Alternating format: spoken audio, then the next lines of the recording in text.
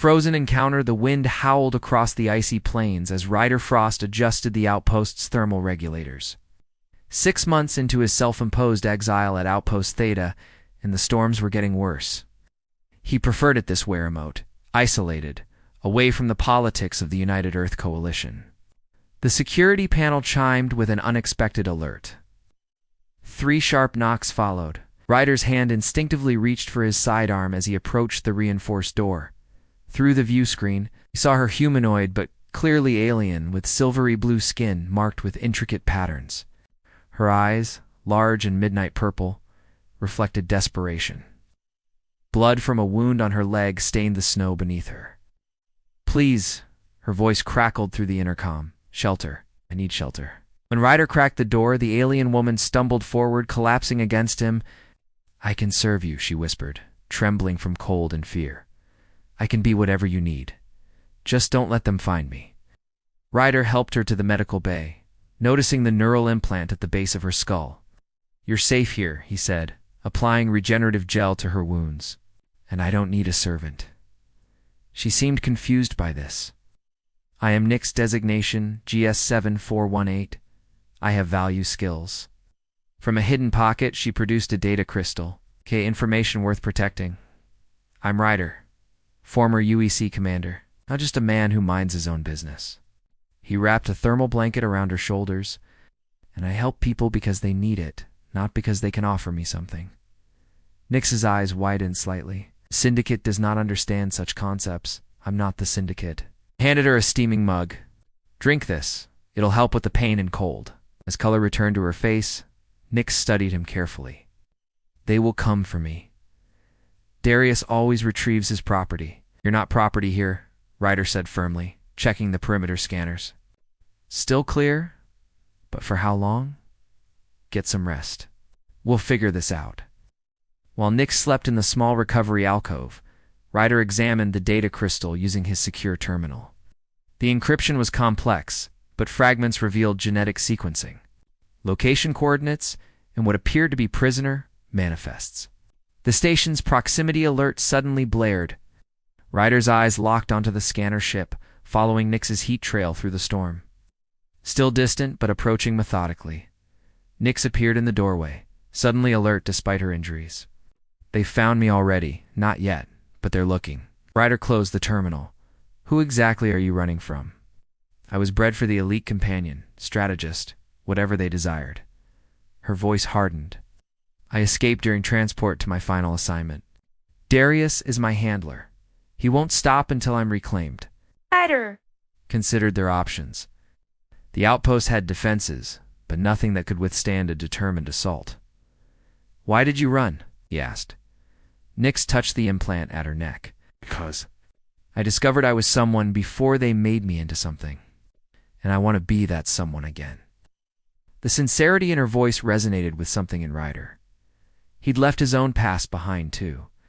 "Seeking redemption in this frozen wasteland, then we'll make sure you get that chance," he said, moving to the weapons locker. "First rule of survival: ever fight unless you've chosen the battlefield." Part 2. Hunter's shadow dawn broke over the frozen landscape, casting long shadows across the snow. Ryder worked methodically, installing motion sensors at strategic points around the outpost while Nix studied the facility's schematics. "This place has more defenses than you let on," she observed, tracing the hidden subsystems with her finger. Her wounds were healing with surprising speed. Ryder secured the final sensor. Former military outpost, officially decommissioned, unofficially maintained. "The UEC likes their contingency plans, as does the Syndicate." Nix's expression darkened. "Darius won't come himself first. He'll send probes, then soldiers. He considers the hunt part of the reconditioning." "Tell me about him," Ryder said, checking the ammunition stocks. Nix hesitated. "He was my trainer. He's the one who shaped me from the raw genetic material. He's proud of his work. Possessive. The others like you? Scattered throughout the systems. Some know what they are, most don't." She held up the data crystal. "This contains markers, a way to identify and potentially free them." The proximity alarm chirped softly. Ryder moved to the consoles. Mall objects entering the sensor perimeter. Recon drones, Nix confirmed. They'll map the outpost, evaluate defenses. Ryder activated the thermal dampening system. Let's give them less to see. As the outpost's heat signature reduced, Nix moved closer to Ryder for warmth. The unexpected proximity made them both pause, an unspoken tension suddenly between them. "Why help me?" she asked quietly. "You're risking everything."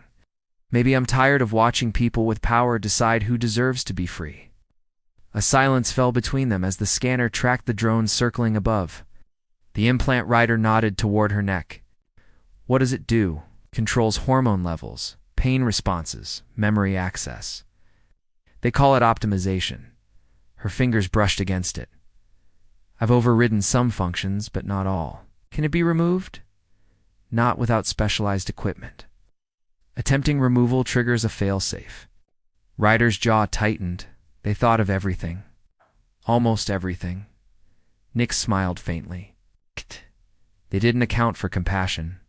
It's considered a weakness." The scanner alert shifted from yellow to red. The drones had completed their survey and were withdrawing. "They'll be back with a strike team within hours," Nix said. Ryder nodded. "Then we prepare." But first he reached for a medical scanner, running it carefully over Nix's implant. "Let's see what we're dealing with." The device revealed complex circuitry embedded deep into her neural pathways. "It's integrated with your autonomic systems," Ryder observed. "But there's a communication protocol. It's receiving external signals, tracking," Nix confirmed, "and control, if needed." "Then we start by cutting the signal."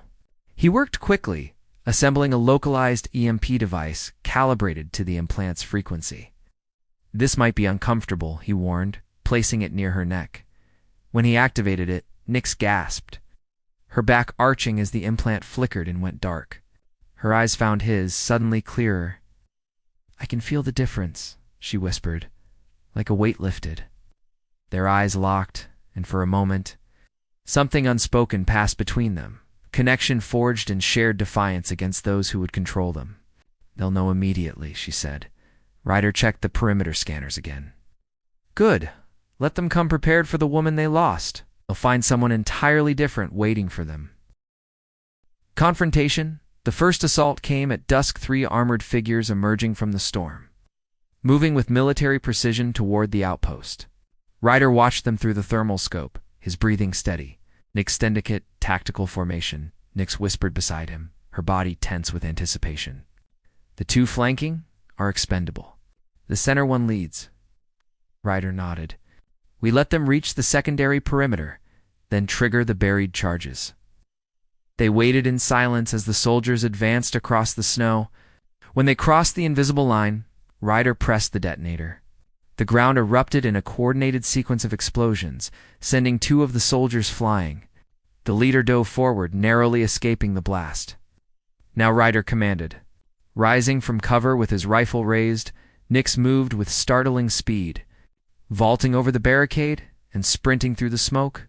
Her movements were fluid, precise, clearly enhanced beyond normal capabilities. She engaged the surviving soldier before he could recover. Her combat style elegant, yet lethal. Ryder provided covering fire, preventing the wounded soldiers from rejoining the fight.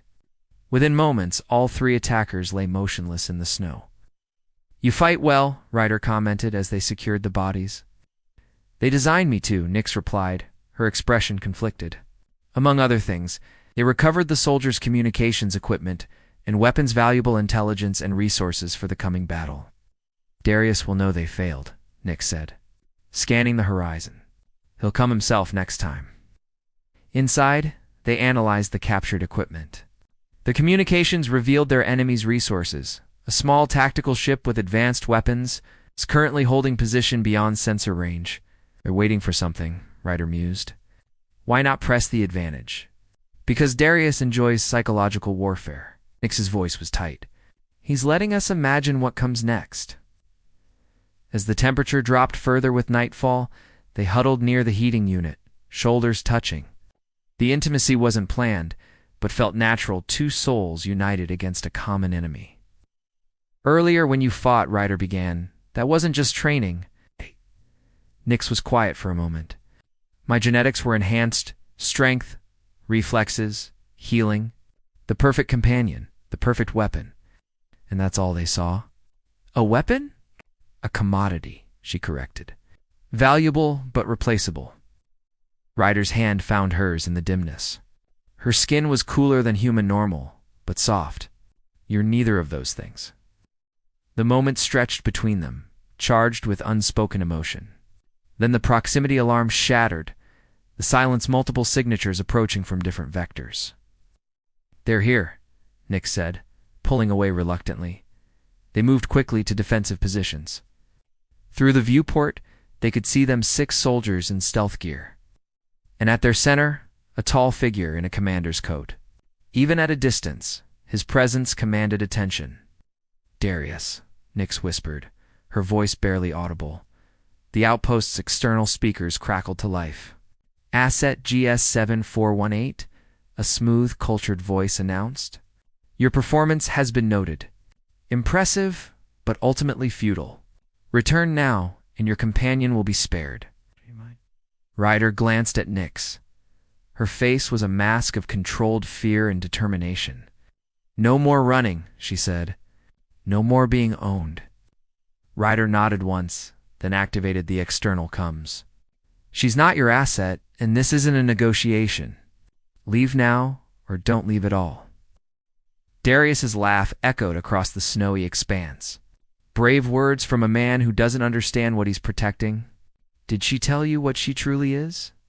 Escape plan, she told me enough. Ryder responded through the comms. She's someone who deserves freedom. That's all I need to know. He cut the connection and turned to Nix. Can't hold them off forever. Not here. Then we die fighting, she said simply. Or we find another way. Ryder moved to a seemingly ordinary wall panel and pressed his palm against it. The security scanner hummed, recognizing his biometrics. The panel slid open, revealing a hidden passage. You never mentioned this, Nick said, eyes widening. Insurance policy? Come on. They descended through the narrow tunnel as the first explosions rocked the outpost above. The passage opened into a small, underground hangar where a sleek, military-grade spacecraft waited, reconnaissance vessel, stealth capabilities. Enough firepower to discourage pursuit, Ryder explained, activating the ship's systems. I didn't exactly retire with the UEC's blessing. Nix ran her hand along the ship's hull. You had an escape plan all along. Always have one. Never expected to share it.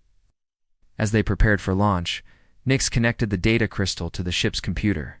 If we make it to the outer rim, there's a splinter faction that might help you, us scientists who defected from the syndicate. They could remove my implant, decode the rest of this data.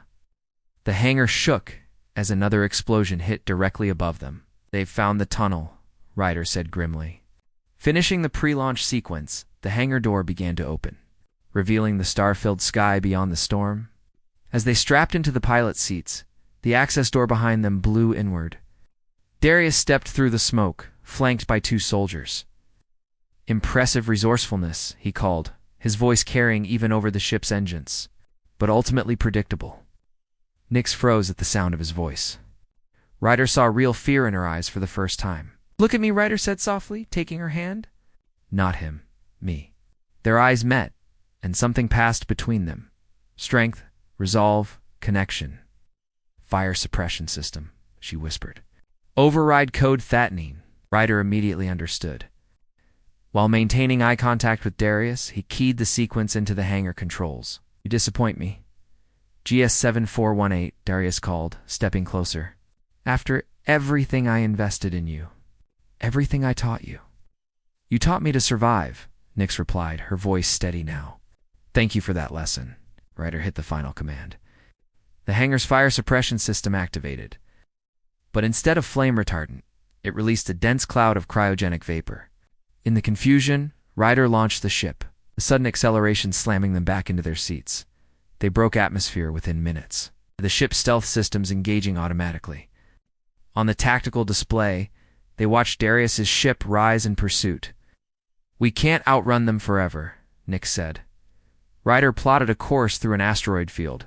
We don't need forever, just enough time to reach the Carlin Nebula. The radiation will mask our signature. As they navigated the treacherous field, their hands brushed together over the controls. This time, neither pulled away. "Why did you really help me?" Nix asked quietly. Ryder was silent for a moment. "Because 6 years ago, I followed orders that cost innocent lives. Been trying to balance that scale ever since." Freedom's dawn, the nebula's swirling gases enveloped their ship like a protective embrace. Multicolored streamers of cosmic dust obscuring them from pursuit. They drifted silently, systems powered down to minimum levels as Darius's ship prowled the perimeter, unwilling to risk the radiation interference. In the quiet of the cockpit, Nick studied the navigational chart. The coordinates on the crystal point to an abandoned research station in the Verge. If the others like me are awakening to self-awareness, they might gather there. Ryder monitored Darius's ship, now making wider, more frustrated sweeps. "He's persistent. I'll give him that. He sees me as his masterpiece," Nick said softly. "His greatest creation. You're your own creation now." Her eyes found his in the nebula's ambient glow. Something had been building between them since that first moment. Understanding, respect, attraction.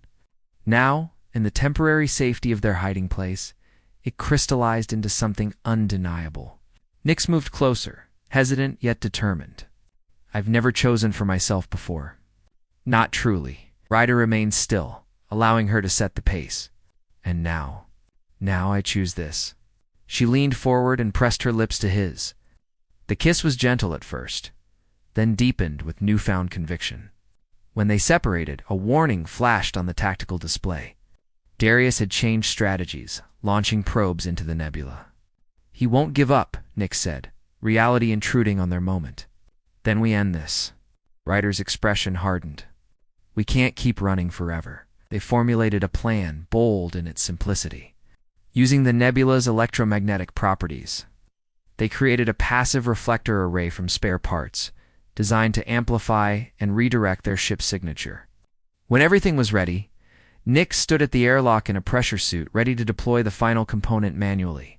"Be careful," Ryder said, adjusting her helmet seal. "Always." She touched his face briefly, then cycled through the airlock. Ryder watched through the viewport as she moved gracefully through space, secured the device, then returned safely. The moment she was aboard, they put their plan into action. The ship accelerated suddenly, sending out a strong energy pulse that the reflectors multiplied and scattered throughout the nebula. On sensors, it would appear as dozens of identical ships fleeing in different directions. Darius took the bait. His ship launched pursuit missiles at multiple targets, thinning his arsenal. When the real ship emerged from the nebula directly behind him, he wasn't prepared for the concentrated barrage that disabled his engines. They boarded his vessel with tactical precision. The few remaining crew surrendered quickly when faced with Ryder's UEC combat experience and Nix's enhanced abilities. Finally, they confronted Darius on the bridge. He stood tall, unrepentant, even in defeat. "You've caused considerable inconvenience. GS7418, he said coldly. "My name is Nix." She approached him slowly. "And I am not your creation. I am my own." Darius smiled thinly. "Rebellion suits you. Perhaps that too was by design." "It doesn't matter anymore," Ryder said, keeping his weapon trained on Darius. "Your control ends here." They secured him in his own brig, then transferred the ship's command codes to their vessel. In the captured database, they found what they'd hoped: 4 surgical protocols for safely removing the neural implants, and confirmation of other facilities holding people like Nix, as they set course for the coordinates from the crystal. Nix stood at the viewport, watching stars streak by. Ryder joined her, their shoulders touching. "What happens now?" she asked. "We find the others. We give them the same choice you made. And after that," Ryder's hand found hers, fingers intertwining. "We write our own story. Together, if that's what you want." Nix turned to face him fully. "I've never wanted anything more," as their ship carried them toward an uncertain future. One thing remained clear: whatever challenges awaited, they would face them not as fugitive and rescuer, but as equals who had chosen each other in defiance of a universe that had tried to decide their fates for them.